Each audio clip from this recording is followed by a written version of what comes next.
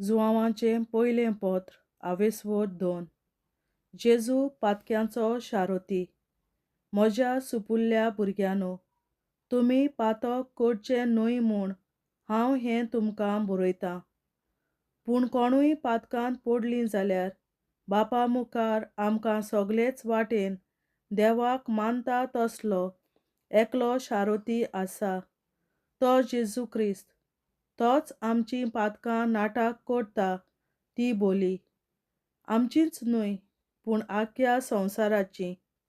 देवाच्यो आज्ञा पाळप भोव कोन्न मोगाची आज्ञा.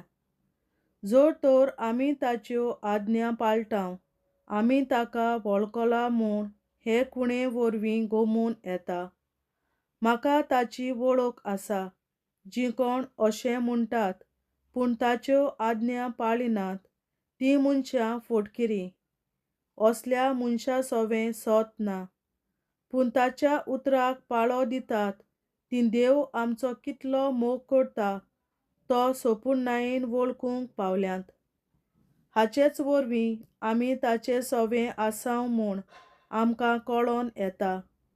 जीं कोण देवा सोवें आपूण आसात म्हूण सांगतात तांणी जेजू चल्लो तशेंच चलचें. म्हज्या मोगाच्या भुरग्यांनो, हांव तुमकां नवी आज्ञा बरोवन धाडिना, पूण एक आदली आज्ञा, सुरवातेक तावन तुमी घेतल्या तीच. ही आदली आज्ञा म्हणल्यार तुमी पयलीं तावन घेतलो तोच संदेश. तरी आसतना हांव तुमकां नव्यान बरोवन धाडटां ती खरेंच नवी आज्ञा. कारण कालोख उबून वेता आनी खरो उजवाड पडजळूंक लागलो. जीं कोण आपूण उजवाडांत आसात म्हणटात पूण आपल्या भावाक वो भयणीक जळटात तीं अजून कालोखांत आसात. पूण जीं कोण आपल्या भावा भयणीचो मोग करतात तीं उजवाडांत जियेतात. तांकां आडलोन पडोशीं करूंक कांयच ना. आपल्या भावाचो वो भयणीचो द्वेस करतात तीं कालोखांत आसात आनी कालोखांत चलतात. असलीं मनशां आपूण खंय वेतात तें तींच नकळत, कित्याक कालोखान तांचे दोळे कुड्डे केल्यात. संवसाराक पाट करप. म्हज्या सुपुल्ल्या भुरग्यांनो, ताचे नांवीं तुमचीं पातकां भोगसल्यांत देखून तुमकां बरयतां. आवय बापायनो, अरंबाक तावन आसा ताका तुमी वळखूंक पावल्यांत. तरणाट्यांनो, तुमी नोश्टाचेर जैत व्हेलां देखून तुमकां बरयतां. नेणट्या भुरग्यांनो, तुमी बापाक वळखलां देखून तुमकां बरयलां. आवय बापायनो, अरंबाक तावन आसा ताका तुमी वळखलां देखून तुमकां बरयलां. तरणाट्यांनो, तुमी बलिश्ट जाल्यात. देवाचें उतर तुमचे भितर रिगलां आनी तुमी नोश्ट्यांचेर जैत व्हेलां देखून तुमकां बरयलां. संवसाराचो आनी संवसारांतल्या वस्तूंचो मोग करूं नाकात. संवसाराचो मोग करतात त्या मनशां सोवें बापाचो मोग ना. कित्याक संवसाराक मेळटा तें इतलेंच, कुडीची मर्यादी भायली व्होंडावणी, दोळ्यांची लोभी आशा आनी गिरेस्तकायेची बोडाय. हें सगळें बापासून न्हय पूण संवसारांतलें उपजता. तर संवसार आनी ताच्यो व्होंडावण्यो 2 दिसां भितर नाच जातात. पूण जीं कोण देवाची कुशी पाळटात तीं सासणाक तोखतात. जेजूचे दुस्मान. म्हज्या सुपुल्ल्या भुरग्यांनो, शेवटाचो काळ हो.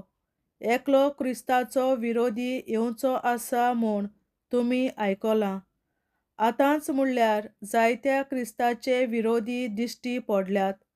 हातूंत आमकां हो शेवटाचो काळ म्हूण गमून येता. आमचे मदले ते भायर सरल्यात, पूण खरेंच म्हणल्यार आमचे नीज वांगडी ते न्हय आसले. कित्याक आमचे नीज वांगडी जाल्ले जाल्यार आमच्या सांगाता ते रावतले आसले. पूण सगळेच जाण आमचे नीज वांगडी न्हय म्हूण दाखोवचे खातीर हें अशें घडोंक जाय आसलें. तुमकां जाल्यार क्रिस्ताचो पवित्र आत्मो दिवून देवान मागल्यात आनी अशें तुमकां सगल्यांक वळोवंक मेळ्ळ्या. म्हणटच स्वताची वळख तुमकां ना जाल्ले परी तुमकां हांवें बरोवंक ना, पूण परतेंच तुमी स्वत वळखतात आनी स्वतांतली कसलीच फट उपजना देखून अशें तुमकां बरयता. फटकिरी कोण? जेजू क्रिस्त म्हूण मानून घेनात तीं, हीच तो क्रिस्तांव विरोधी. बापाक तसो पुताकूय तीं मानून घेनात. जीं कोण पुताक वळखून घेनात तांकां बापूय ना, पूण जीं कोण पुताक वळखून घेतात तांकां बाप आसा. तुमी जाल्यार जो संदेश अरंभाक तावन आयकला तो तुमच्या काळजांनी सदां सांबाळात. सुरवातेक तावन आयकल्लो संदेश तुमचे सवें तगलो जाल्यार तुमी पुता सवें आनी तशेंच बापा सवें रिगलोलीं आसतल्यात. ताणेंच तुमकां ही बासावणी केल्या, सासणीक जिविताची बासावणी. तुमकां फसवूंक भोंवतात तांचे विशीं इतलें तुमकां बरयलां. देवा कडचो तुमी पवित्र आत्मो घेतला, तो तुमचे सवें आसा म्हणटच दुसऱ्या कोणाच्याच शिकोवण्याची तुमकां गरज ना, पूण ताचो आत्मो तुमकां सगली शिकोवन दिता आनी ही ताची शिकोवण खरी, फटकिरी न्हय.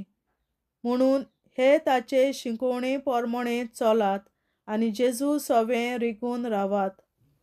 देखून आतां सुपुल्ल्या भुरग्यांनो, तांचे सवें रिगून रावात, हे परी तो दिश्टी पडटलो ताच्या येण्याच्या दिसा व्हडा विस्वासान आमी ताका घेतल्याव आनी लोजेन ताचे तावन पयस वेचिनाव. देव सगळेच वाटेन बरो म्हूण तुमी जाणत, तर हेंय जाणो जायात. जीं कोण देवाक मानता तशें जियेतात तीं सगलीं ताचे तावन जल्मल्यांत. देवाचें उतरें. देवाचे व्हड उपकार.